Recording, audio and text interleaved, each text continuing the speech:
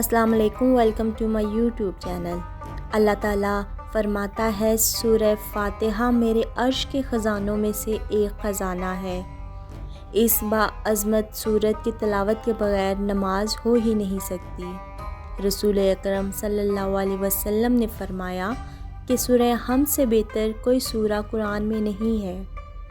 حضرت امام عسکری علیہ السلام فرماتے ہیں کہ جسم کے کسی حصے میں بھی درد کی کوئی بیماری لگ جائے تو اپنے گریبان میں منہ ڈال کر 17 مرتبہ سورہ حمد پڑھیں تو میں اس کی صحت کی سلامتی کا ضامن ہوں۔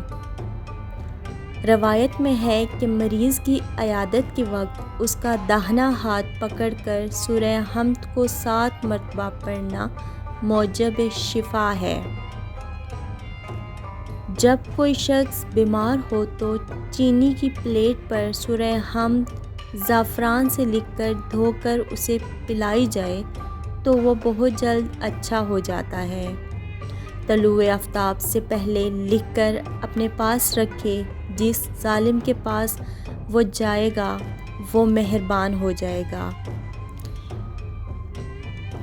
جس کے پاس سورہ فاتحہ ہوگی اسے معاش میں تنگی نہ ہوگی، رزق غیب سے ملے گا، اس کو کوئی مشکل پیش نہ آئے گی، فتوحات غیب سے ہوں گی اور اسے جملہ خلائق اس کے مسخر ہو جائے گی۔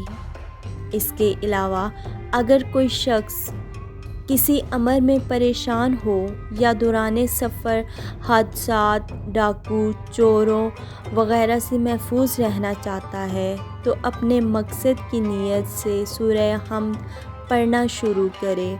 آیت ایاک نعبد و ایاک نستعین کو 100 مرتبہ تکرار کرے اور سورہ مکمل کرے تو انشاءاللہ ہر قسم کی پریشانی رفع ہوگی۔